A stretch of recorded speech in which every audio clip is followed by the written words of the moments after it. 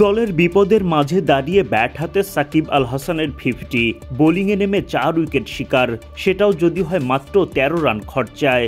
Dubai ক্যাপিটালসের অধিনায়ক গুলবাদিন নাইব একজন অলরাউন্ডারের কাছ থেকে এর চেয়ে বেশি আর কী বা চাইতে পারেন। গ্লোবাল সুপার লিগের প্রথম ম্যাচেই টাইগার অলরাউন্ডার ঢেলে দিলেন নিজের সেরাটা। তাই তো সাকিবের মতো এমন একজন ম্যাচ উইনারকে পেয়ে বেজায় খুশি দুবাই অধিনায়ক গুলবাদিন। গ্লোবাল সুপার লিগে রংপুর রাইডার্সের স্কোয়াডে দেখা যায়নি সাকিব আল হাসানকে, তাই তো শঙ্কা ছিল জিএসএলে তাকে দেখা যাবে তো। কিন্তু কেশব মহারাজের চোট কপাল খুলে দেয় সাকিবের।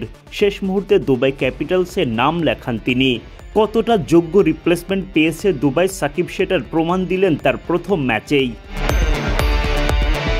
৭৭ রানের মধ্যে 5 উইকেট হারিয়ে ধুঁকতে থাকা দলটিকে উদ্ধার করেন সাকিব। অপর প্রান্ত থেকে উইকেট হারাতে থাকলেও এই অলরাউন্ডার ছিলেন নিজের লক্ষ্যে অবিচল। শেষ পর্যন্ত ব্যাটিং করে ৩৭ বলে ৭টি ৪ ও ১টি ছক্কায় অপরাজিত ৫৮ রান করেন সাকিব।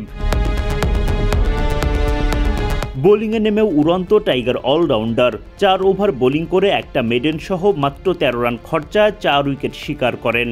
50 আর 4 উইকেট তুলে দলকে জিতিয়েই মাঠ ছাড়েন। ম্যাচ সেরার পুরস্কার ওঠে তার হাতে।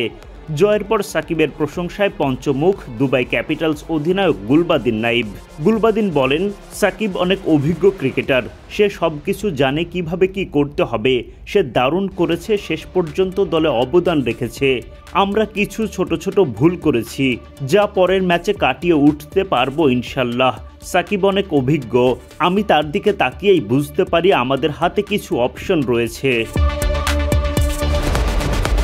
এদিকে দলকে জেতাতে পেরে উচ্ছ্বসিত সাকিব নিজেও। এই অলরাউন্ডার বলেন, লাস্ট মিনিট কল ছিল, তাদের একজন প্লেয়ার চোটে ছিল, বদলি হিসেবে আমাকে আসতে হয়েছে। আমি দারুণ গর্বিত দুবাই ক্যাপিটালস দলের অংশ হতে পেরে। ক্যারিবিয়ানে 2007 সাল থেকে আসছি আমি, আমার সেকেন্ড হোমের মতোই। আমি কন্ডিশনটা ভালোভাবে জানি কিভাবে বল করতে হবে এই সব ট্র্যাকে। অ্যামাজনে খেলাও আমাকে সাহায্য করেছে অনেক। আমার জন্য ভালো ম্যাচ। দলে যেভাবে অবদান রেখেছি দারুণ খুশি। আমার উইকেট টিকে থাকা জরুরি ছিল, কারণ অন্য প্রান্তে উইকেট যাচ্ছিল। আমরা 160+ যেতে পেরেছি। গায়ানায় এমন রান করলে সব সময় ম্যাচ জেতার সুযোগ থাকবে। দারুণ শুরু। ছোট টুর্নামেন্ট, প্রথম ম্যাচ জেতা আমাদের সাহায্য করবে। আশা করি এখান থেকে সামনে এগিয়ে যেতে পারবো। সাকিব নিজের দ্বিতীয় ম্যাচে শুক্রবার বাংলাদেশ সময় রাত ৮টায় মাঠে নামবেন হোবার্ট হ্যারিকেন্সের বিপক্ষে।